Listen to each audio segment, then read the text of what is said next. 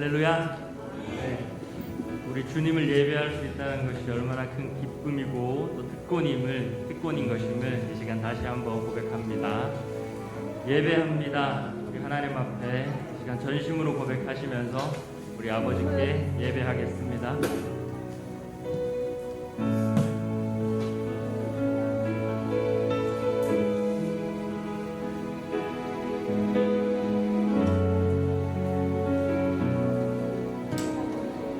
완전하신 나의 주님, 완전하신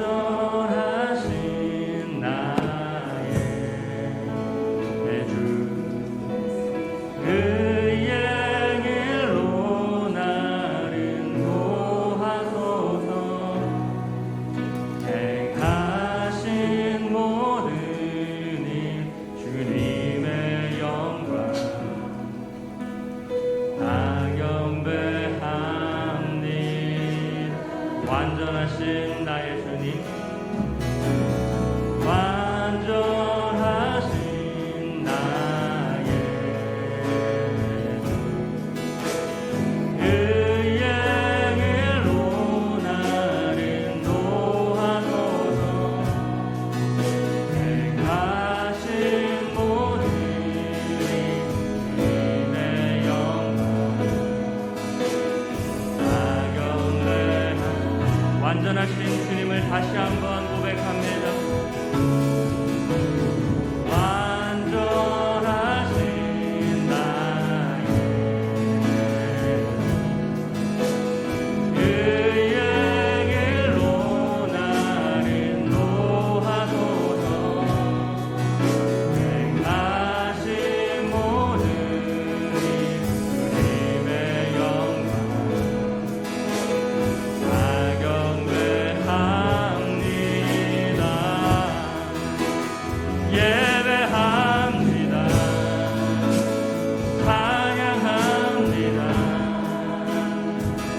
주님만 날 다스리소서.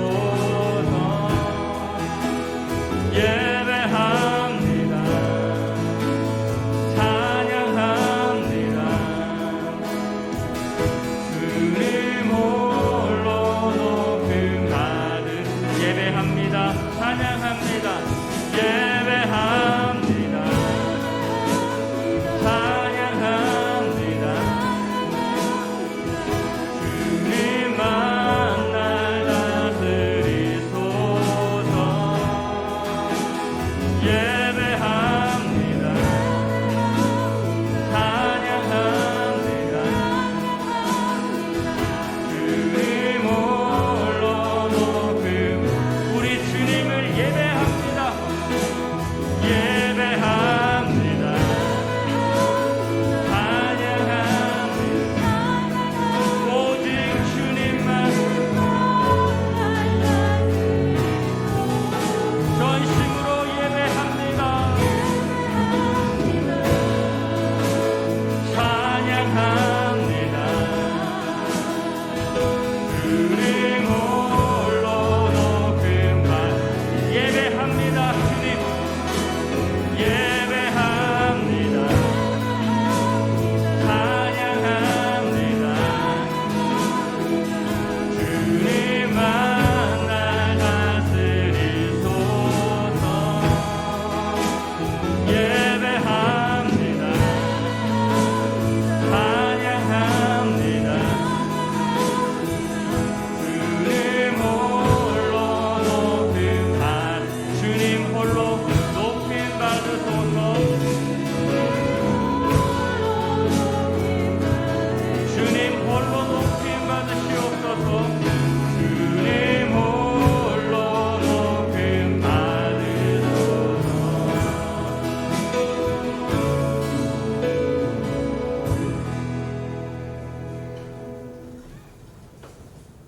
예수께서 즉시 손을 내밀어 그를 붙잡으시며 이르시되 믿음이 적은 자여 왜 의심하였느냐 하시고 아멘. 거룩하신 하나님, 우리의 삶을 지키시고 보호하시고 인도하시사 오늘 귀하고 복된 주일 하나님께 예배하게 하심에 감사를 드립니다. 죽을 수밖에 없는 우리를 하나님 아버지의 그 크신 사랑하심과 예수 그리스도의 십자가 보혈의 은혜로 새 생명 가운데 살게 하신 은혜에 다시 한번 감사를 드립니다. 주님, 오늘 이 예배 시간 주님 만나기를 간절히 사모하는 심령으로 나왔사오매 우리의 죄와 허물을 깨끗하게 하시고 주님의 성령으로 우리의 심령을 충만하게 채워 주시옵소서. 우리 주님만이 우리의 소망이고 우리 주님만이 우리의 삶의 이유 되심을 고백합니다. 이 시간 온전히 주님만을 높여드립니다. 예배 가운데 모든 영광 받아 주시옵소서. 예수님의 이름으로 기도합니다. 아멘. 사도신경으로 신앙 고백하겠습니다. 전능하사 천지를 만드신 하나님 아버지를 내가 믿사오며 그 외아들 우리 주 예수 그리스도를 믿사오니 이는 성령으로 잉태하사 동정녀 마리아에게 나시고 본디오 빌라도에게 고난을 받으사 십자가에 못 박혀 죽으시고 장사한 지 사흘 만에 죽은 자 가운데서 다시 살아나시며 하늘에 오르사 전능하신 하나님 우편에 앉아 계시다가 도리로서 산자와 죽은 자를 심판하러 오시리라. 성령을 믿사오며 거룩한 공회와 성도가 서로 교통하는 것과 죄를 사하여 주시는 것과 몸이 다시 사는 것과 영원히 사는 것을 믿사옵나이다. 아멘. 믿음으로 해놓고 죽음을 보지 않고 옮겨졌으니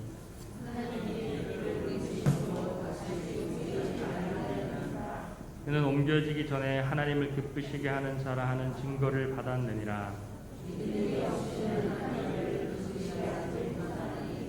하나님께 나아가는 자는 반드시 그가 계신 것과 또한 그가 자기를 찾는 자들에게 상 주시는 이심을 믿어야 하나이다.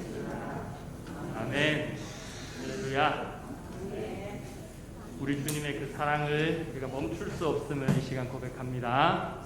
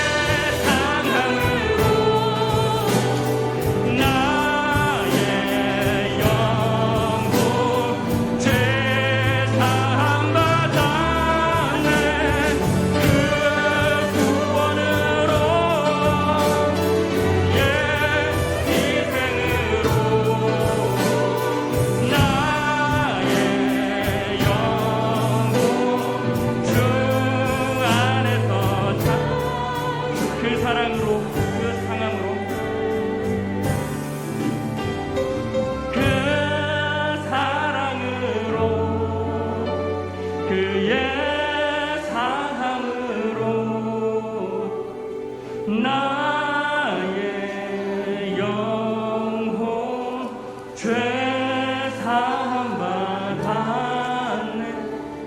그 구원으로, 그의 희생으로 나의 영혼 주 안에서 자유해.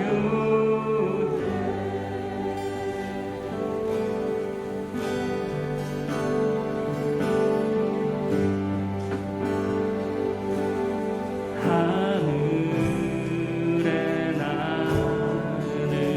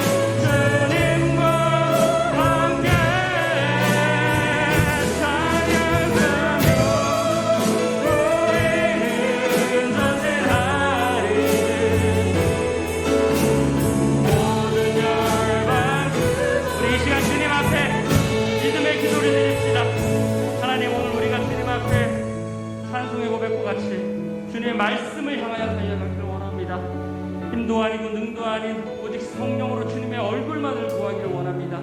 이럴 때 이 시간 예배 가운데 임재하신 그 주님의 영광을 만나기를 원하오니 이 시간 주님을 사모하며 나온 각 신령자 한 사람 한 사람이 주님의 임재 가운데 거하는 역사가 있게 해달라고 이 시간 주여 삼창하고 주님 앞에 기도하며 나아갑시다. 주여 주여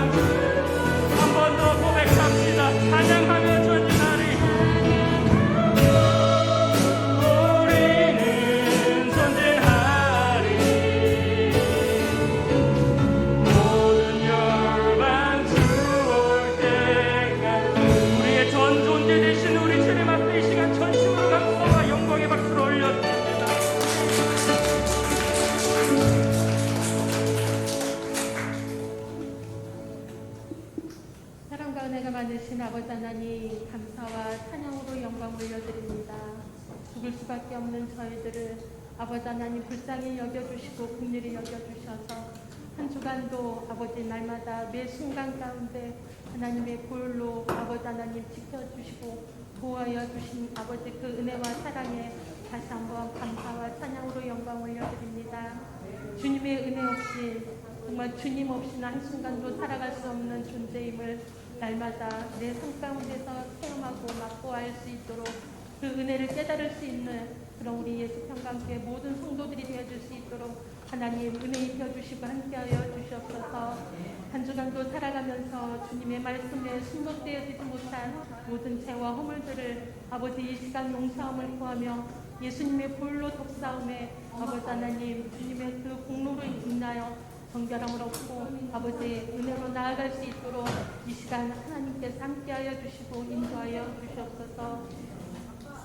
아버지 하나님, 우리 예수평강교회가 정말 하나님의 말씀 가운데 나 자신을 세워 온전히 아버지 하나님 나아가는 주님의 거룩한 성전들이 되어줄 수 있도록 하나님 축복하여 주시옵소서. 그리하여 정말 하나님의 것과 아버지 하나님의 것이 아닌 것들이 아버지 분별되어져서 하나님의 것을 선택함에 악에서 멀어지는 그런 성도의 삶이 되어줄 수 있도록 하나님 축복하여 주시길 간절히 바라고 원합니다.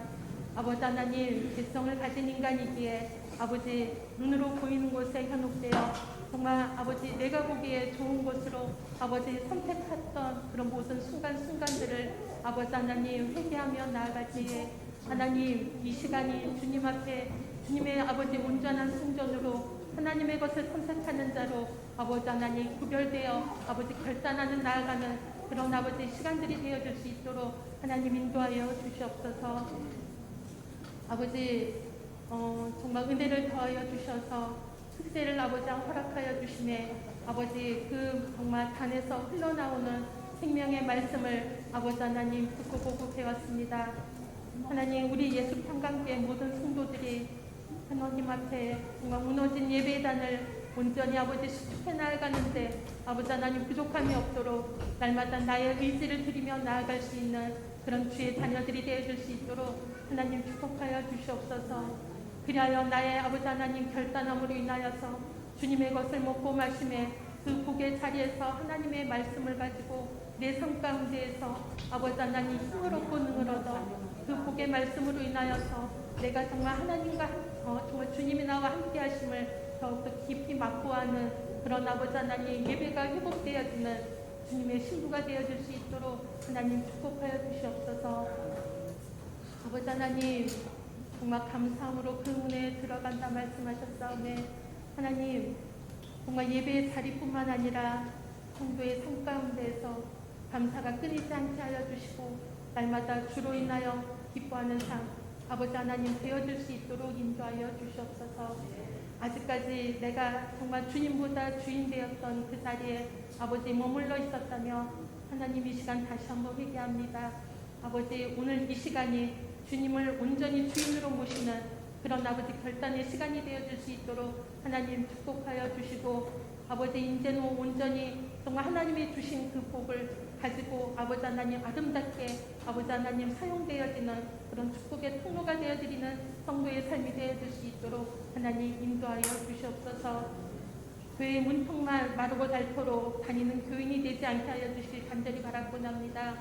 하나님 주님의 말씀을 들을 때마다 찔림이 되고 도전이 되며 회개케 하여 주시사 하나님 앞에 정말 잘했다 칭찬받을 수 있는 그런 신부의 모습으로 거듭날 수 있도록 하나님 축복하여 주시옵소서.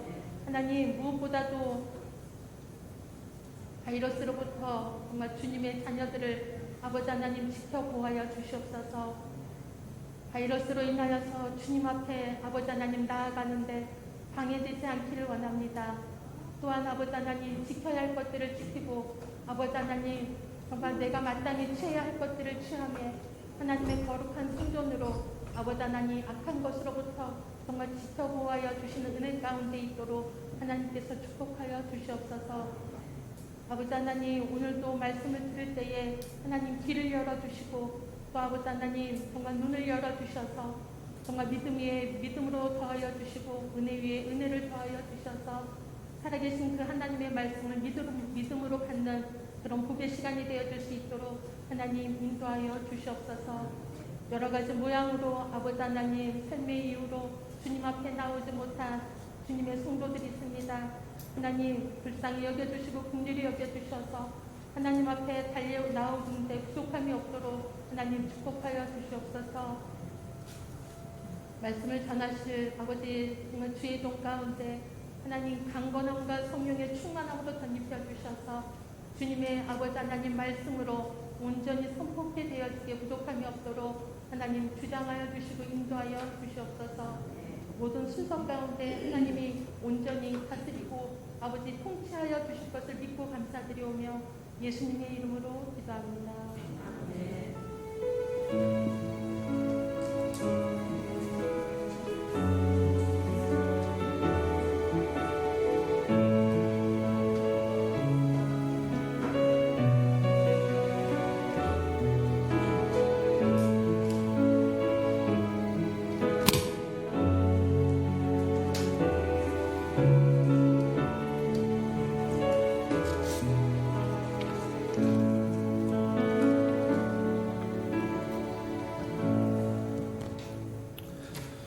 할렐루야. 주님의 은혜가 이 시간 가운데 임하시기를 주님의 이름으로 축복합니다. 우리 주보에 교회 소식란 참고해 주시기 바랍니다.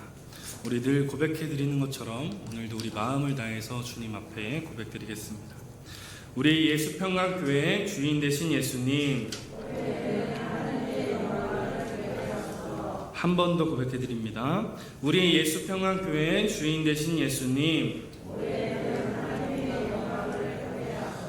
아멘. 그렇게 되시기를 주님의 이름으로 축복해 드립니다. 우리가 간절히 열망하고 소망하는 마음으로 이번 한 해 정말 하나님의 영광을 보고 또 저와 여러분들의 마음과 행실을 다해서 정말 하나님께 영광이 되어지는 저와 여러분들이 되시기를 바랍니다. 333 성경 읽기표 나와 있으니까 창세기부터 요한계시록까지 1년에 한 번씩은 다 통독하시는 저와 여러분들 되시기를 바랍니다. 우리가 말씀을 안다는 것은 우리의 삶 가운데 어려움이 찾아오고 힘듦이 찾아오고 또 고난이 찾아올 때 우리를 이기게 하는 힘이라고 생각하면 마땅할 것 같습니다.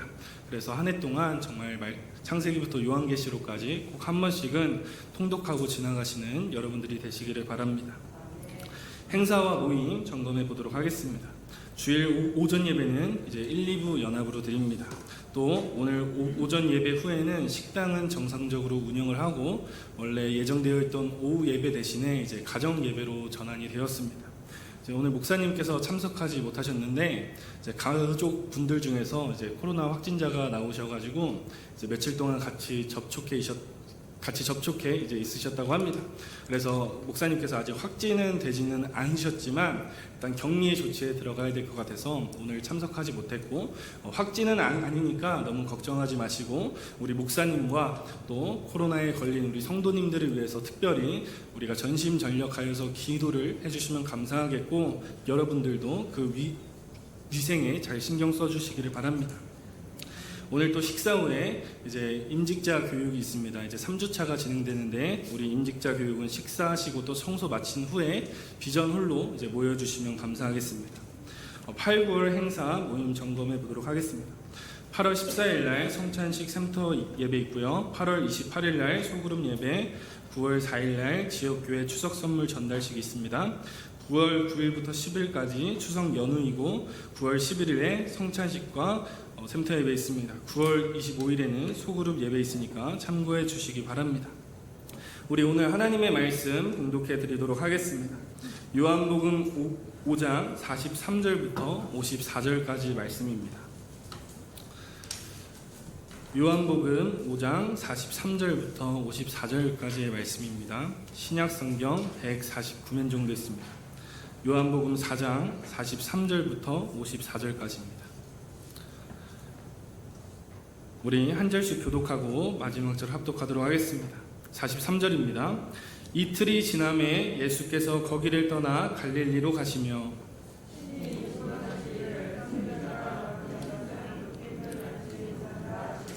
갈릴리에 이르심에 갈릴리인들이 그를 영접하니 이는 자기들도 명절에 갔다가 예수께서 명절 중 예루살렘에서 하신 모든 일을 보았음이더라.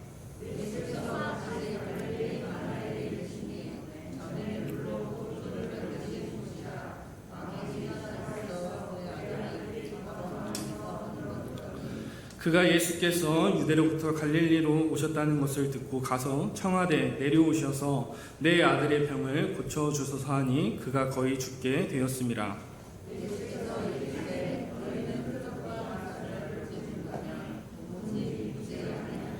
신하가 이르되 주여 내 아이가 죽기 전에 내려오소서.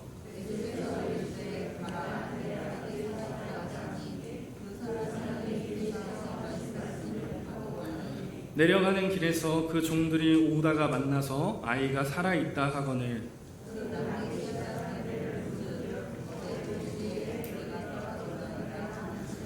그의 아버지가 예수께서 내 아들이 살아있다 말씀하신 그때인 줄 알고 자기와 그 온 집안이 다 믿으니라.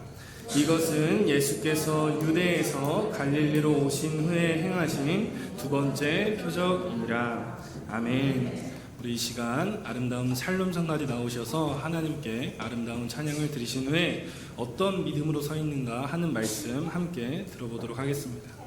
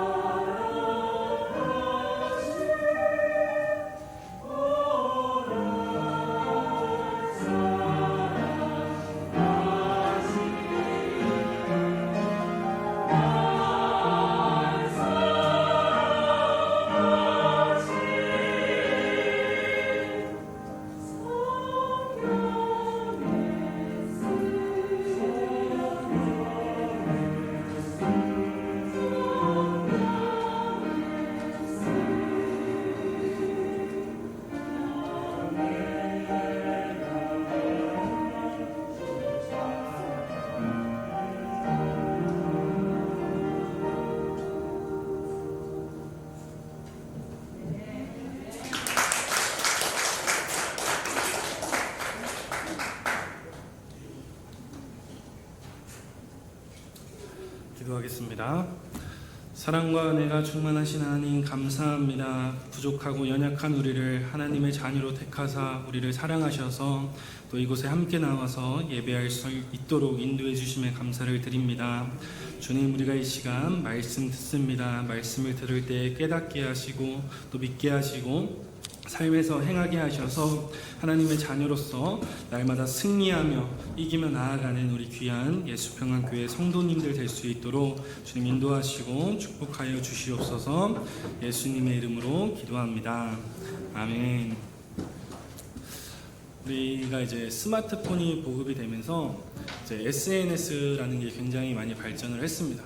그 SNS에서 이제 가장 많이 사용하는 영어 단어가 뭐냐면 이제 팔로우라는 단어가 있습니다. 이제 팔로우라고 하기도 하고 또 이제 팔로워라고 하기도 하는데, 이 팔로우라는 뜻은 이제 따라간다라는 뜻을 가지고 있는데, 이 따라간다는 것은 우리가 SNS에서 뭐 어떤 사람들과 친해지기 위해서 그 사람의 소식이 궁금해서 또 어떤 사람의 이제 올리는 글이 이제 유익하기 때문에 이제 어떠한 목적이나 이제 유익이 있기 때문에 그 사람을 이제 팔로우한다고 이야기를 합니다. 그런데 우리의 삶에서도 이 팔로우는 이제 따라가는 것은 일어나게 되는데, 이 따라간다라고 하는 것은 우리 삶에서 정말 중요한 부분을 차지합니다. 이제 따라간다고 하는 것은 즉 어떤 목적이나 이제 성취가 있어야 나오는 행동인데, 우리의 가치를 어디에 두냐에 따라서 우리가 누구를 또 무엇을 따라갈지가 이제 결정이 된다는 겁니다. 이제 세상 사람들의 입장에서는 이제 돈을 따라가고요, 명예를 따라가고요, 뭐 사람을 따라가고 이제 인기와 같은 것들을 따라가게 됩니다. 이런 것들을 따라가는 이유, 돈과 명예와 사람과 인기를 쫓아서 따라가는 이유는 그것들이 그 삶에 있어서 중요한 부분을 차지하고 있기 때문입니다. 그런데 우리가 이 세상적인 것들을 따라간다고 해서 우리의 마음속에 있는 공허함과 또 허무함이 채워지는 것은 아니라고 이야기합니다. 그러니까 좋다고 해서 따라가기는 하는데 막상 얻어보니까 그것이 내 마음속에 있는 공허함을 채워주지는 않았다는 겁니다. 부자들이 이야기하는 공통점 중 하나는 막상 얻어보니까, 막상 누려보니까 삶이 이제 전보다 나아지지는 않았다는 겁니다. 물론 좋은 자동차를 타고 또 좋은 아파트에서 살고 또 맛있는 걸 매일 먹을 수 있다면 물론 그 사람의 삶의 질은 향상이 될 수 있지만, 그 부자들이 공통적으로 이야기하는 것은 마음의 이야기라는 겁니다. 물질이 많고 재산이 아무리 많을지라고 할지라도 마음속에 있는 공허함과 허전함은 어찌할 수 없다는 거죠. 그래서 그 공허함을 어떻게 채울까 고민을 하다가 또 세상적인 것으로 채우고, 또 그래도 부족하고 이제 공허한 느낌이 드니까 또 세상적인 것들로 채우고, 이만큼 불쌍한 인생이 없다고 생각을 합니다.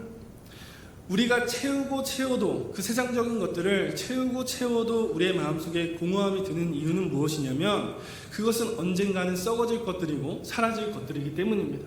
썩어지고 사라질 것들에 만족함을 느끼는 사람은 없다는 겁니다. 그래서 얻은 다음에 무엇을 할지도 모르겠고, 왜냐하면 언젠가는 썩어지고 사라질 것이기 때문입니다. 그렇기 때문에 우리들은 따라가더라도 제대로 된 것을 이제 따라가야 합니다. 그렇지 않는다면 우리의 삶은 마치 풍선에 공기를 넣었으나 이제 묵지 않아서 바람이 빠지는 그런 풍선과도 같을 거라 생각이 듭니다. 그런데 이 사람들의 욕심, 자기의 유익을 추구하는 것은 세상에서만 나타나는 것이 아니라 우리의 신앙생활 속에서도 나타납니다. 나의 욕심, 즉 나의 유익과 어떤 나의 복을 추구하면서 이제 교회를 나오고 예수를 믿게 된다는 거죠. 이러한 믿음을 기복신앙이라고 이야기를 합니다. 즉 내가 조금 편하게 살기 위해서, 내가 좀 더 부유해지기 위해서, 내가 좀 더 평안해지고자 교회에 나와서 예배를 드리고 그렇게 예수님을 믿는다는 겁니다. 이 기복신앙은 바른 신앙이라고 할 수 없다는 거죠. 바른 신앙이라는 것은 우리가 하나님처럼 되려고 하는 것도 아니고, 나의 유익을 구하며 살아가는 것도 아니고, 나의 복을 구하는 것도 살아가는 것이 아닌, 오직 하나님께 영광 돌리고 또 타인의 유익을 구하기 위해서 살아가는 것이 바로 그리스도인이라는 것입니다. 그렇다면 우리가 그 예수 그리스도를 어떻게 따라가야 되냐면, 예수님께서 우리에게 보여주신 그 길과 그 행적을 보면서 따라가야 한다는 겁니다. 단지 복만을 구하기 위해서 예수 그리스도를 믿는 자들이 그리스도인이 아니라는 것입니다. 예수님이 저와 여러분들에게 보여주신 길은 사랑의 길이고요, 희생의 길이고요, 섬김의 길입니다. 사랑과 희생과 섬김이 있다고 하는 것은 내가 살아있는 것이 아니라 오직 내 안에 예수 그리스도만 있다는 겁니다. 나의 유익만을 구하고 나의 영광만을 구하며 사는 자들이 아니라 우리의 이웃을 사랑하고 하나님을 사랑하여서 하나님께 영광 돌리는 자들이 바로 그리스도인이라는 것입니다. 그래서 우리는 결론적으로 따라가는데 성령이 인도하시는 대로 따라가는 자들이 바로 우리 그리스도인이라는 사실을 기억하시기를 바랍니다. 오늘 말씀에도 보면 두 가지의 믿음이 등장을 합니다. 이제 오늘 본문 말씀에 보면 예수님을 따라다니는 무리들이 이제 많았었는데, 그런데 이들이 예수님을 따라다니는 이유를 살펴보니까 본문 4장 48절 말씀에서 이렇게 예수님이 증거합니다. 너희는 표적과 기사를 보지 못하면 도무지 믿지 아니하리라. 그러니까 예수님이 생각하시기를 이 많은 무리들이 나를 따라다니는 이유는 내가 어떠한 표적과 기사를 보여주었기 때문이라는 겁니다. 즉 예수님이 하나님의 아들이라서 예수님이 우리의 구세주라서 예수님을 믿고 따르는 것이 아니라 예수님이 보여주신 어떤 표적과 그 기사만을 보고 예수님을 따라다녔던 자들이라는 겁니다. 기적과 표적만을 보고 믿는 믿음을 가진 사람들의 문제점은 만약 예수님께서 어떠한 기적과 표적을 보여주시지 않는다면 바로 예수님을 등지고 돌아설 자들이라는 것입니다. 그래서 예수님께서는 너희는 표적과 기사를 보여주지 못하면 믿지 않는다라고 꾸짖고 계신 겁니다. 오늘 예수님께서는 오늘 저와 여러분들에게도 이와 같은 꾸짖음을 주시는 겁니다. 너는 무엇을 위해서 나를 따르고 너는 무엇을 위해서 나를 믿느냐? 마음속으로 한번 이 질문을 해보시고 대답해 보시기를 바랍니다. 우리가 이 본문 말씀에 들어가기 앞서 먼저 그 많은 무리들이 이제 예수님을 따라다니는 이유에 대해서 정확히 살펴봐야 되는데, 요한복음 2장에 보면 이제 두 가지의 말씀이 등장을 합니다. 하나는 우리가 잘 알고 있는 갈릴리 혼인잔치의 이야기가 나오고, 또 하나는 성전을 깨끗게 하신 사건에 대해서 나옵니다. 첫 번째로 갈릴리 혼인잔치는 어떤 사건이냐면, 예수님께서 제자들과 함께 이제 혼인잔치에 참석을 하셨는데 그 혼인잔치에 가장 중요한 포도주가 떨어진 겁니다. 그래서 그 포도주가 떨어지자 그 어머니 마리아는 예수님께 말했고, 예수님은 하인에게 항아리에 물을 가득 채워서 연회장에게 갖다 주라 이렇게 말씀을 합니다. 하인들은 그 예수님의 말씀을 순종했더니 그 물이 담긴 항아리를 연회장에게 갖다 주니까 놀랍게도 그 물이 이제 포도주로 변했다고 이제 증거합니다. 그때 그 기적을 경험한 제자들이 그 예수의 이름을 믿기 시작했다고 2장 11절 말씀에서 증거합니다. 또 두 번째는 성전을 깨끗게 하신 사건입니다. 예수님께서 6월절이 다가오자 예루살렘 성전으로 올라가셨는데 거기에 있는 모습을 보시고 예수님께서 매우 화가 나셨습니다. 거기에는 양과 소와 비둘기를 파는 상인들이 있었고 또 환전하는 환전상들이 있었는데 그들은 이제 성전을 더럽히는 자들입니다. 그래서 그 상인들과 환전상을 보시고 예수님께서는 화가 나셔서 노끈으로 채찍을 만드셔서 그 동물들을 모두 내쫓으시고 환전상들의 상을 뒤집어 엎으셨다고 말씀합니다. 그때 예수님의 모습을 본 사람들은 경악을 금치 못했다고 합니다. 왜냐하면 그것은 하나님의 권위를 가진 사람이 아니면 도저히 할 수 없는 일이었기 때문입니다. 그 누구도 성전에서 그 재물, 그 동물을 팔고 환전하는 환전상들에게 문제가 있다는 것을 알았지만 그 누구도 해결할 수 있는 사람이 없었다는 겁니다. 그 누구도 하지 못한 일을 예수님께서 하시니까 그 사람들이 그 예수님의 행동을 보고 2장 23절 말씀에 보면 예수님이 행하시는 표적을 보고 그들이 그의 이름을 믿었다고 증거하는 겁니다. 지금 갈릴리 혼인잔치와 성전을 깨끗게 하신 사건, 이 두 가지의 공통점이 무엇이냐면 예수 그리스도의 표적과 기사를 보고 이들이 예수 그리스도의 이름을 믿게 되었다는 겁니다. 이 두 가지의 사건으로 인해서 이제 예수님을 따르는 무리들이 생겨난 겁니다. 그래서 그 기적을 본 사람들은 예수님과 함께 식사라도 하고 싶었고 또 예수님을 자기 집에 초청하고 싶었습니다. 그런데 예수님께서는 그들의 초청에 결코 응하지 않으셨는데 그 이유는 무엇이냐면 요한복음 2장 24절에서 증거하기를 예수는 그의 몸을 그들에게 의탁하지 아니하셨으니 이는 친히 모든 사람의 마음을 아심이기 때문이라고 말합니다. 그러니까 예수님께서 그들의 초청에 응하지 않으신 이유는 그들의 마음을 다 알고 계셨기 때문이라는 겁니다. 즉 예수님이 아셨던 그 사람들의 마음은 정말 내가 하나님의 아들이라서 믿는 것이 아니라 아까 본 것처럼 그들이 표적과 기사만을 보고 나를 따르고 믿는 자들이라는 사실을 그 마음을 알았기 때문에 예수님은 그들의 초청에 응답하지 않으셨다는 겁니다. 이런 사람들의 믿음을 보고 이제 표적만을 보고 믿는 믿음을 가진 사람들이다라고 합니다. 이 표적만을 보고 믿는 믿음을 가진 사람들의 특징은 예수님의 말씀에 절대적으로 순종할 수 없다는 겁니다. 기적과 표적을 보여주지 않는다면 도저히 믿을 자신이 없다는 겁니다. 만약에 지금 내 상황이 힘들고 어렵다면 그것을 해결해 줘야만 예수님이 예수님인 거고, 반대로 그런 상황이 해결되지 않는다면 예수님은 아무것도 아닌 존재라는 겁니다. 그런데 이 표적만을 보고 믿는 믿음을 가진 사람이 있다면 반대로 정말 하나님의 말씀을 듣고 전적으로 순종하여 믿는 사람들이 존재합니다.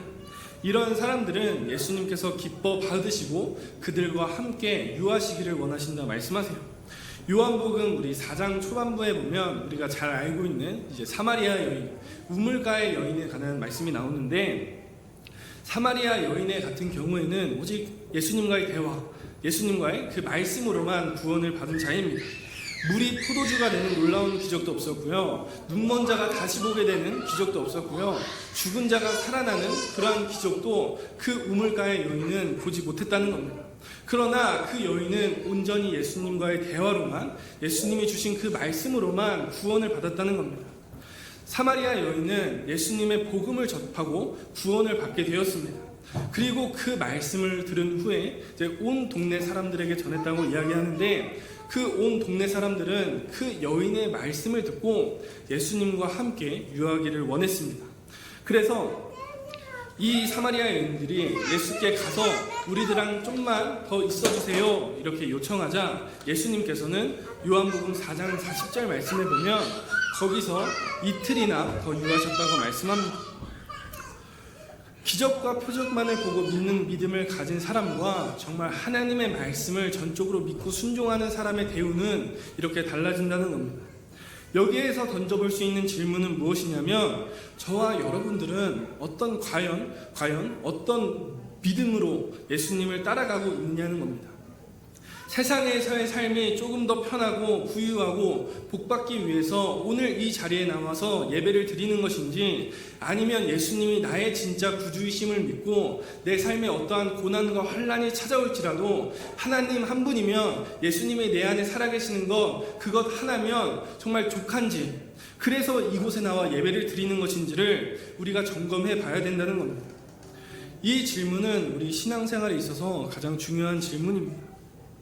만약 하나님께서 지금 여러분들의 삶을 치신다면 믿음이 흔들리지 않을 자신이 있냐는 겁니다. 그 백성들처럼 광야에서 하나님께서 계속 채워줘도 부족한 것이 생길 때마다 원망하고 불평하는 그 이스라엘 백성들처럼 하나님께서 저와 여러분들의 것을 모두 치셨을 때 원망하고 불평하지 않을 자신이 있냐는 겁니다. 욥기 말씀에 보면 욥이라는 인물은 이제 믿음이 굉장히 좋은 사람입니다. 하나님도 이 욥의 믿음을 칭찬하시기를 어떻게 칭찬하시냐면, 욥처럼 온전하고 정직하여 또 여호와를 경외하며 또 악에서 떠난 자는 이 세상에 없다라고 말씀합니다. 그러니까 대단한 믿음의 소유자였다는 겁니다. 그런데 이 욥은 믿음만 대단했던 것이 아니라 재산도 대단했습니다. 또 가족도 화목했고요, 또 동방 사람 중에 가장 훌륭한 자라고 불릴 만큼 명예도 갖고 있었던 사람입니다. 그런데 그 욥이 가지고 있던 모든 것들이 하루아침에 사라지게 됩니다. 왜 사라졌냐면, 어느 날 하나님 앞에 이제 천사들과 사탄이 모이게 됩니다. 하나님은 사탄에게 너 어디 갔다 왔냐 이렇게 물어보시자 사탄은 그냥 이곳저곳 둘러보고 왔습니다 라고 대답을 합니다. 그런데 사탄은 실제로 욥을 보고 온 겁니다. 그러나 그 사실을 다 알고 계신 하나님께서 그 욥의 믿음을 칭찬하자 사단이 어떻게 말씀하냐면, 하나님, 욥이 어찌 까닭 없이 하나님을 경외하고 믿겠습니까? 하나님께서 그의 집과 모든 소유를 치신다면 반드시 그 욥은 하나님을 향해서 욕할 겁니다. 즉 그는 부자니까, 많이 누렸으니까 하나님 잘 믿고 잘 경외하는 거지, 그거 없으면 하나님 욕하고 하나님 원망하고 불평한다는 것이 사단의 논리라는 것입니다. 그러자 하나님께서는 욥의 소유물을 치시는 것을 허락하게 됩니다. 다만 그의 몸은 건들지 말라고 말씀하시는데, 욥기 2장 말씀에 가보면 결국에 욥은 이제 질병에까지도 걸리게 됩니다. 욥의 이야기는 허무맹랑한 이야기가 아니라는 겁니다. 우리의 삶에서도 진짜 일어나는 사건들입니다. 하루아침에 사랑하는 사람이 떠나가게 되고, 하루아침에 내가 일하던 사업장이 무너지게 되고, 하루아침에 교통사고가 나서 병원 신세를 지고, 또 암이 발견돼서 병원 신세를 지고, 그때 우리는 어떤 믿음으로 서 있어야 하는가, 어떠한 믿음으로 반응할 것인가 라는 문제는 우리의 삶에 있어서 매우 중요한 질문이고, 이 대답이 확실하지 못한다면 우리는 절망하고 좌절할 수밖에 없는 겁니다. 세상에서 기준에서 보면 하루아침에 잃은 것이 얼마나 절망스럽고 좌절스럽겠습니까? 하나님 믿는데 왜 그런 일 일어났냐? 하나님 믿어도 그러한 사고 당하고 어려움 당하는데 왜 교회에 나가냐라고 함께 불평하고 원망할 수도 있을 겁니다. 그때 우리의 믿음이 바로 서야 한다는 것입니다. 어떤 믿음이 우리에게 희망이 되고 소망이 되냐면, 예수님께서 우리에게 주신 이 성경, 이 말씀이 저와 여러분들을 이기게 하고 또 승리하게 한다는 사실을 기억하시기를 바랍니다. 다시 본문으로 돌아가 보면, 예수님께서는 예루살렘에서 고향인 이제 갈릴리로 내려오셨는데 마음이 굉장히 불편하셨대요. 그 이유를 찾아보니까 우리 45절 말씀 한번 읽어보도록 하겠습니다. 본문 45절 말씀 시작. 갈릴리에 이르심에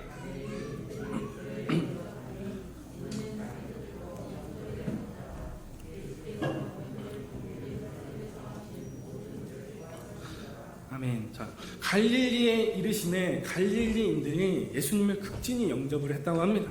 이제 갈릴리인들이 그 예수님을 보고 극진히 영접한 것은 예수님의 입장에서는 굉장히 기쁜 일일 텐데, 왜 불편하셨냐면 그 이유가 45절 중반부터 나오죠. 예수께서 명절 중 예루살렘에서 하신 모든 일을 보았다라고 증거합니다. 그러니까 갈릴리인들은 예수님이 하나님의 아들, 우리의 구세주기 때문에 믿어서 예수님을 극진히 영접한 것이 아니라 단순히 무엇인가를 바라는 마음에 예수님이 보여주신 그 표적과 기적을 믿었기 때문에 예수님을 극진히 영접했다라는 겁니다. 참 다행인 것은 저와 여러분들은 예수님을 우리 그리스도로 믿고 또 하나님의 아들이심을 믿고 궁세주로 믿습니다. 그리고 그 예수님의 놀라운 능력과 그 은혜가 저와 여러분들의 삶 가운데 임한다는 믿음의 확신이 있을 거라 생각이 듭니다. 맞습니까? 자, 그래서 성도님들 중에서 물이 포도주로 변한 것이 말이 안 되잖아요 라고 말하실 분들은 한 분도 안 계실 거라고 생각을 합니다.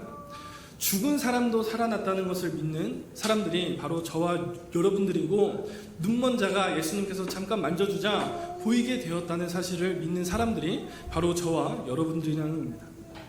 그런데 우리의 문제는 무엇이냐면, 성경 말씀을 보면 참 은혜가 되고 이 말씀이 내 삶에 정말 위로가 되고 축복이 되는 것 같습니다.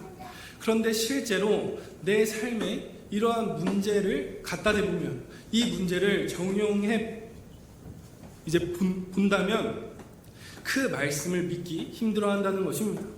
우리 주님이 강하고 담대하라, 내가 너희와 항상 함께하리라고 말씀하시고, 염려하지 말라, 그 염려를 다 내게 맡기라고 말씀하시고, 수고하고 무거운 짐진 자들아 다 내게로 오라고 말씀하시고, 내 생각은 재앙이 아니라 너희를 향한 평안이고 미래에 대한 소망을 주시는 것이라고 축복의 말씀을 계속 거듭해서 주심에도 불구하고 우리의 삶에만 적용을 해보면, 내 고난에 적용을 해보면 왜 계속 작은 문제로 인해서 낭망하고 좌절하냐는 것입니다. 그 이유는 온전한 믿음과 순종이 없기 때문입니다. 언제나 동일하신 하나님께서는 오늘도 저와 여러분들에게 똑같이 말씀하십니다. 그런데 문제는 우리들의 마음이 동일하신 하나님의 마음을, 그 생각을 동일하게 받지 못한다는 데 있다는 것입니다. 세상이 저와 여러분들을 흔들고 사단이 우리를 흔들 때 사정없이 흔들린다면 온전한 믿음을 가진 것이, 온전한 순종을 가진 것이 아니라는 것입니다. 제자들이 배에서 풍랑을 만났을 때 예수님께서 그들을 구하시러 이제 바다 위를 걸어가셨는데, 그 제자들이 예수님이 걸어오시는 모습을 보면서 귀신이다라고 하면서 이제 놀랐다고 합니다. 그러자 예수님께서는 즉시 난이 안심하라라고 위로를 해주시는데, 그들의 마음속에 온전한 믿음이 부족했습니다. 그래서 그나마 믿음이 있던 베드로가 예수님 앞에 나와서 예수님이 맞다면 나도 바다 위를 걷게 해주세요 라고 이야기를 합니다. 예수님께서 허락을 하시고 베드로가 그 말을 믿고 한 발짝 한 발짝 걷자 진짜 바다 위를 걸었다고 이야기합니다. 그런데 갑자기 큰 풍랑이 불자 두려운 마음에 베드로는 결국 물에 빠졌다고 이야기를 합니다. 그러자 예수님은 즉시 그를 건져내 주시면서 하셨던 말씀이 믿음이 작은 자여 왜 의심하였느냐라고 말씀합니다. 왜 의심하냐는 겁니다. 죽은 자도 살리신 예수님을 믿는 저와 여러분들이, 물이 포도주가 되는 놀라운 기적을 믿는 저와 여러분들이 걷지 못하던 자가 예수 그리스도의 이름으로 선포하니 일어나서 걷고 뛰었다는 그 놀라운 기적을 믿는 저와 여러분들이 왜 나의 삶의 작은 풍랑에 두려워하는 마음에 바다에 빠져 허우적거리고 있냐는 것입니다. 주님의 말씀은 변하지 않고 영원하다고 말씀합니다. 우리를 향한 주님의 사랑도 절대 변하지 않고 주님이 여러분들을 향한 생각도 전혀 변하지 않습니다. 단지 변하는 것은 내 자신일 뿐이고 내 믿음일 뿐이고 내 순종일 뿐이고 내 사랑일 뿐이라는 사실을 기억하시기를 축복합니다. 그래서 주님을 온전히 믿고 신뢰하고 순종하시기를 축복합니다. 자, 그렇게 예수님께서 이제 갈릴리에 도착을 하셨는데 거기에 왕의 신하가 있었다고 합니다. 그 왕의 신하에게는 병든 아들이 한 명 있었는데 그 왕의 신하도 이제 예수님의 표적과 기사만을 듣고 예수님을 찾아온 사람들입니다. 예수님께서 그 왕의 신하는 예수님께 자기의 아들을 고쳐달라고 애원을 하기 시작합니다.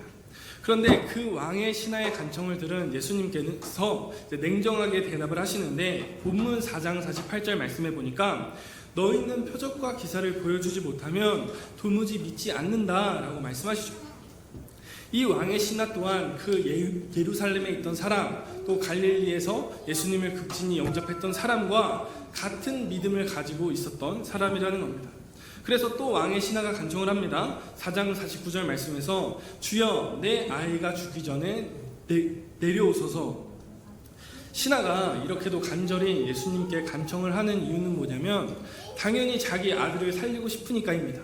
자기 아들을 살리고 싶으니까 이렇게 예수님께 간청을 하는 건데, 한편으로 보자면 이 왕의 신하가 얼마나 믿음이 없는지를 드러나게 됩니다. 왜냐하면 예수님과 왕의 신하가 대화하고 있는 곳이 이제 갈릴리입니다. 그런데 이 왕의 신하의 아들은 4장 46절의 말씀에 보면 이제 가버나움에 있었다고 이야기를 해요. 그래서 갈릴리와 가버나움 거리는 약 34km 정도 되고, 또 시간으로 따지자면 이제 7시간, 8시간 정도. 뭐 지금처럼 고속도로가 있는 것도 아니고 또 좋은 도로가 있는 것도 아니기 때문에 이제 한 34km에 이제 7시간에서 10시간 걸렸다고 이야기합니다. 그러니까 늦게 도착하면 아들 죽으니까 얼른 가자고 예수님을 재촉하는 겁니다. 즉, 이 왕의 신하가 믿음이 없던 이유가 무엇이냐면 백부장의 믿음과 다르기 때문입니다. 백부장의 믿음은 예수님께서 말씀만 하시면, 예수님께서 내 집에 들어오지 않으셔도 말씀만 하시면 낫겠다라는 믿음을 가졌던 반면에 이 왕의 신하는 예수님이 제한적인 능력을 거리가 너무 멀면 살리지 못할 거라는 그런 생각을 가졌다는 것입니다. 이 믿음 없음을 보신 예수님께서는 이 신하의 믿음이 성장되셨어야 됨을 아셨는데, 그래서 표적과 기사만을 보고 믿는 믿음을 가진 사람들은 절대 순종할 수 없는 말씀을 그 왕의 신하에게 해주십니다. 요한복음 4장 50절 말씀에 보니까 가라 내 아들이 살아있다 하시니. 이 말씀은 표정만을 보고 믿는 사람들은 절대 순종할 수 없는 말씀입니다. 왜냐하면 뭔가 보여야 믿죠. 보이지도 않는데 어떻게 믿겠습니까? 또 가버나움은 멀리 있었기 때문에 아들의 소식을 듣지도 못합니다. 또 아이의 몸이 따뜻해졌는지 차가워졌는지 만지지도 못한다는 겁니다. 표적과 기적만을 보고 믿는 믿음을 가진 사람들은 어떠한 능력이 나타나야 되는데 보지도 못하고 듣지도 못하고 만지지도 못하는데 어떻게 그 가라라는 말씀에 순종을 할 수 있었겠냐는 겁니다. 예수님의 그 가라라는 말씀은 표적만을 보고 믿는 믿음을 가진 사람들의 입장에서는 전혀 근거도 없고 신뢰도 없는 말씀이라는 거예요. 예수님의 그 가라라는 말씀은 온전히 주님의 말씀을 믿고 순종하는 사람들에게만 아멘이 되어지는 말씀이라는 거예요. 그러나 예수님을 만난 사람들의 특징 중 하나는 다들 심령의 변화를 받게 되었다는 겁니다. 다행히 이 왕의 신하도 예수님을 만나고 심령의 변화가 일어나게 되는데 도무지 믿을 수 없을 것 같은 그 말씀에 순종하게 됩니다. 우리 요한복음 4장 50절 말씀 한번 읽어보도록 하겠습니다. 시작.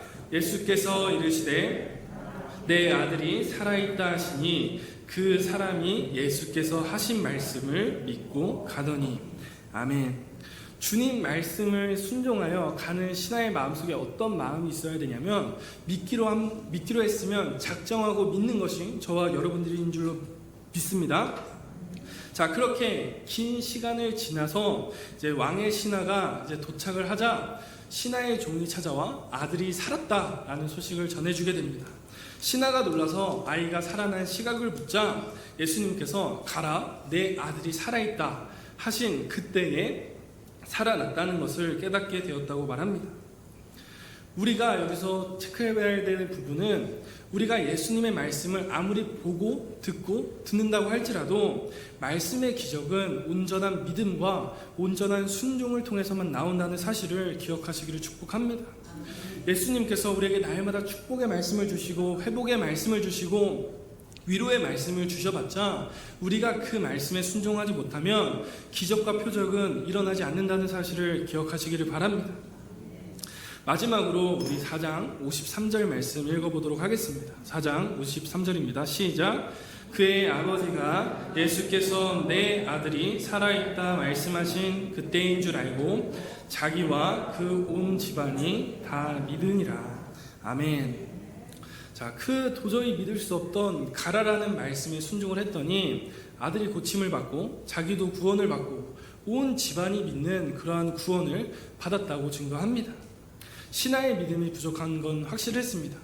그러나 중요한 것은 내가 부족해도 내가 연약할지라도 우리는 그럼에도 불구하고 예수 그리스도 앞에 나아가야 된다는 겁니다. 서론에서 나는 무엇을 위해 주님을 따르는가 라고 하는 질문을 스스로 한번 던져보라고 말씀하셨는데 그 질문에 나의 믿음이 연약해서 나의 복과 나의 유익을 위해서 교회에 나오는 것 같다라고 생각하신 분들, 그런 대답하신 분들이 있다고 한다면 그래도 예수님 앞에 나오시기를 축복합니다. 우리 삶의 가장 큰 저주는 내 안에 예수 그리스도가 살아계시지 않는 겁니다. 아담과 하와가 에덴 동산에서 쫓겨나서 가장 크게 받은 벌이 무엇이냐면 땀을 흘려야 먹을 것을 구할 수 있는 것도 아니고 출산할 때 고통을 받은 것도 아니라 하나님이 함께 하시는 그 에덴 동산에서 쫓겨난 것이 그 아담과 하와에게 있어서 가장 큰 벌이고 저주입니다. 그런데 우리들은 지갑에서 돈 빠져나가는 것은 정말 덜덜 떨면서 무서워하면서 내 마음속에서 예수님이 떠나가는 것에 대해서는 굉장히 무감각하다라는 생각을 합니다. 그래서 우리의 문제는 스스로 고아가 되려고 한다는 거예요.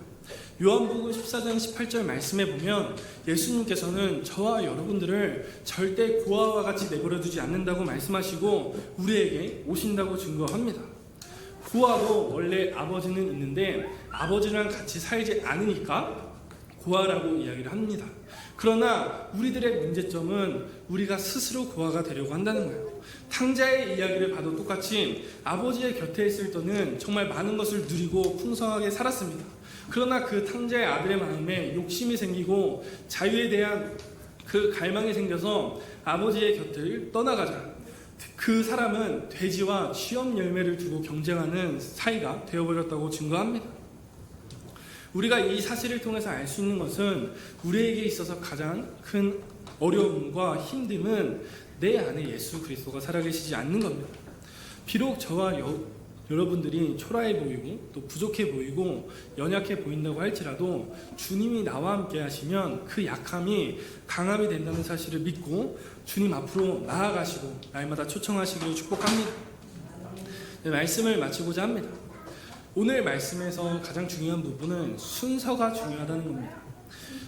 복을 구하는 것이 나쁘다라고 말씀드리는 것이 아니라 하나님께서는 저와 여러분들에게 복 주시기를 원하시고 그 복을 추구하는 것은 저와 여러분들에게 당연한 것입니다. 그런데 순서가 중요하다는 거예요. 우리 오늘 이번 연도 주제 말씀만 봐도 믿는 자들에게 이런 표적이 따르리니, 그러니까 믿는 자가 표적이 따르는 거지 표적이 있어야 믿는 자가 생기는 것이 아니라는 겁니다. 즉 기적과 표적을 따라가는 길에 예수님이 계시는 것이 아니라 예수님이 계시기에 이 교회에, 여러분들의 가정에, 여러분들의 직장에, 여러분들의 삶의 터전에 기적과 표적과 하나님의 사랑과 은혜가 있다는 겁니다. 말씀은 곧 하나님이라고 말씀하신 것처럼 우리는 주님이 주신 그 말씀에 신뢰하고 믿고 순종하시기를 축복합니다.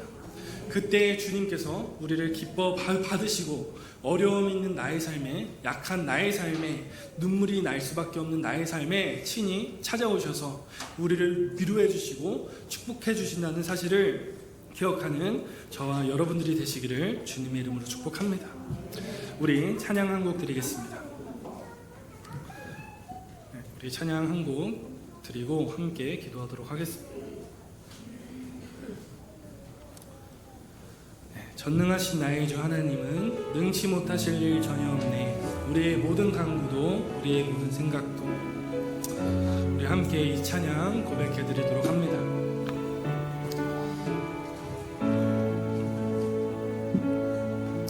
전능하신 나의 주 하나님은 능치 못하실 일, 능치 못하실 일 전혀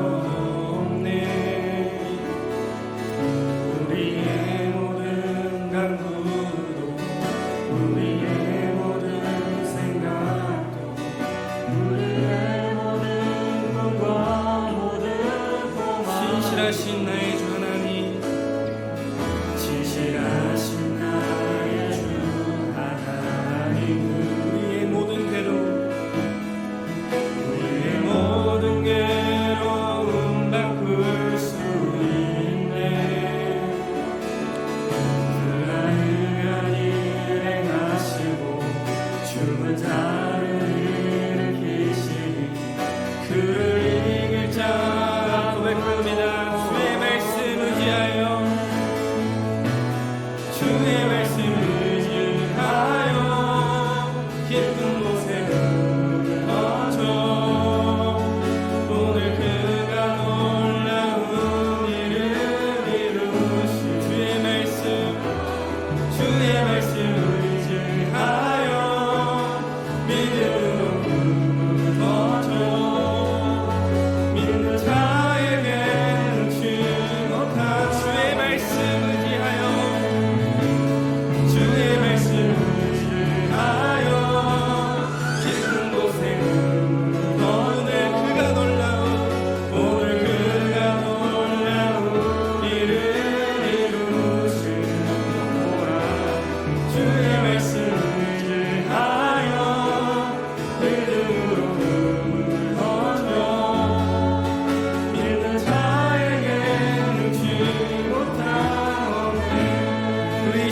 기도하며 나아갑니다. 여러분, 주님의 사랑은 변하지 않습니다. 주님을 향한 마음은 변하지 않습니다. 변하는 것은 나 자신이었고 내 믿음이었고 내 순종이었고 내 사랑이었음을 고백하며 이 시간 회개합니다. 주님, 우리가 찬양의 고백처럼 전능하신 나의 주 하나님, 그 능치 못하시옵으신 그 주님을 온전히 믿고 신뢰하며 순종하며 나아갑니다. 우리의 시간 가운데 아픔이 있다면, 고통이 있다면, 고난이 있다면 온전히 주님 말씀 믿고 의지하며 나아갑니다. 주님 주님 우리에게 권능의 힘을 주시옵소서, 능력의 힘을 주시옵소서. 이 시간 주님의 회복과 치료가 임하신 줄 믿습니다 하고 우리 시간 주여 한번 부르시고 다 같이 주님 앞에 기도합니다. 주여 하나님 감사합니다. 주님 우리의 마음이 변했습니다. 우리의 심정이 변했습니다.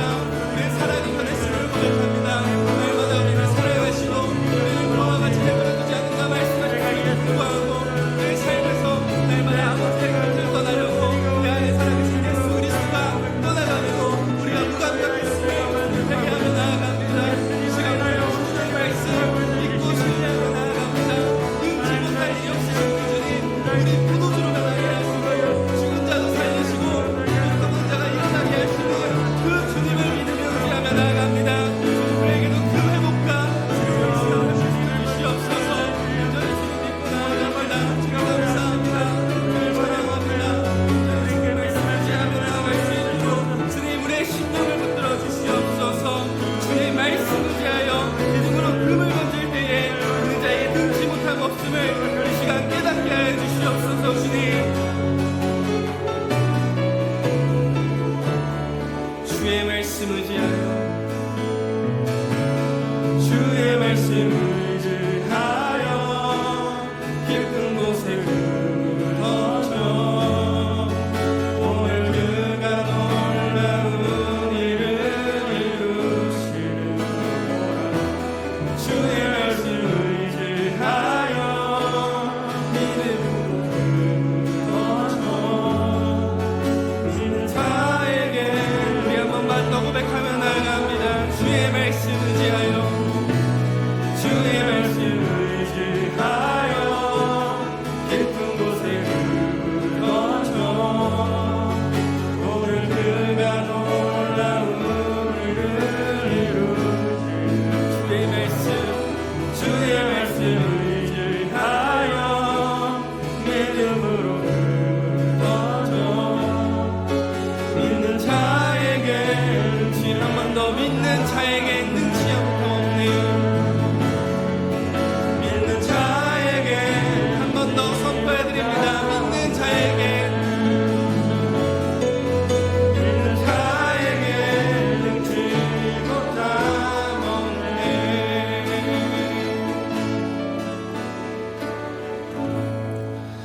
사랑과 은혜가 풍성하신 하나님 감사를 드립니다. 주님 우리 그리스도인들이 주님의 자녀들이 무엇을 보고 무엇을 위해서 주님을 따라야 하는지 생각하게 해주심에 감사를 드립니다. 주님 우리의 삶이 평안해지고 부유해지고 더 나은 삶을 살기 위해 예수님을 믿는 자들이 아니라 하나님이 나의 하나님 되심에 기뻐하며 감사하며 살아갈 수 있도록 주님 우리의 심령을 붙들어 주시옵소서. 주님 눈먼 자도 보게 하시고 병든 자도 낫게 하시고 죽은 자도 살리시는 능치 못함이 없으신 주님을 믿고 신뢰하고 순종하며 이 시간 나아갑니다. 주님 이 시간 가운데 고통으로 괴로움으로 아픔으로 질병으로 슬픔으로 묶임으로 괴로워하고 있는 자들이 있다면 우리를 평안케 하시는 주님을 온전히 믿게 하시고 또 순종하게 하셔서 주님이 주시는 그 놀라운 회복과 기적과 평안과 구원이 이 시간 내려 주시옵소서.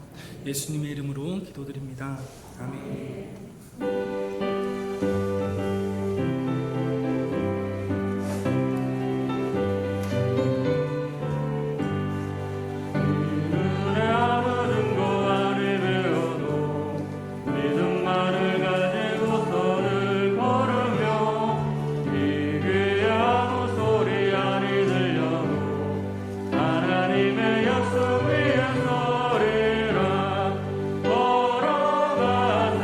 믿음이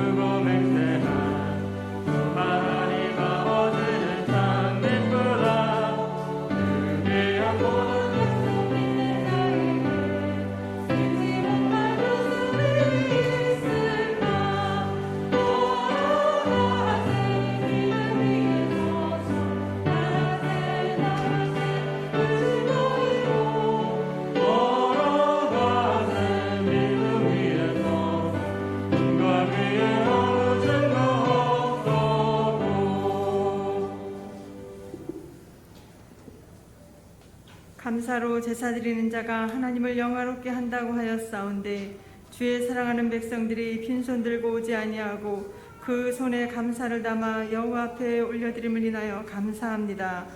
십자가에 죽으시고 부활하셔서 연약한 인생들에게 구세주가 되어주신 주님을 찬양합니다.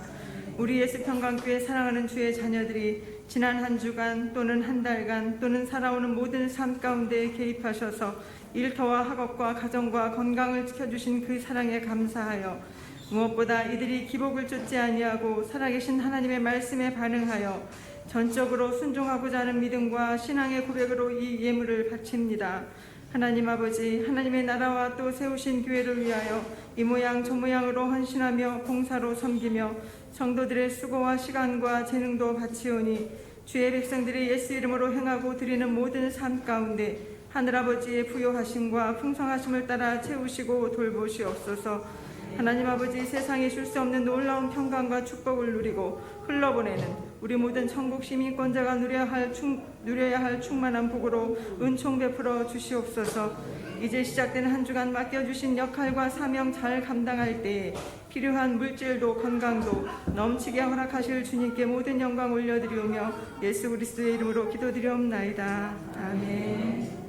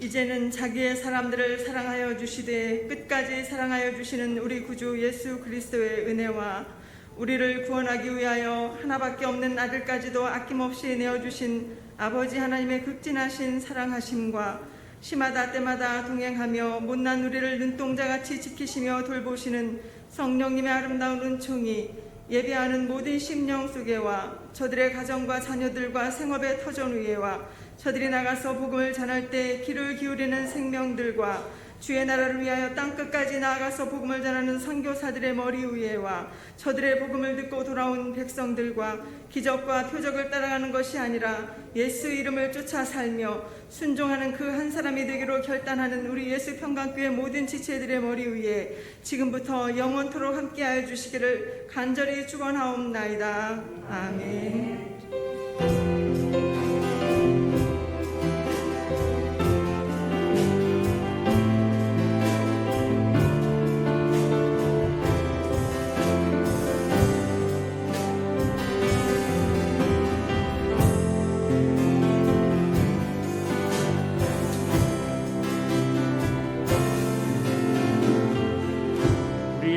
전능하신 하나님께 감사와 영광의 박수 올려드리겠습니다.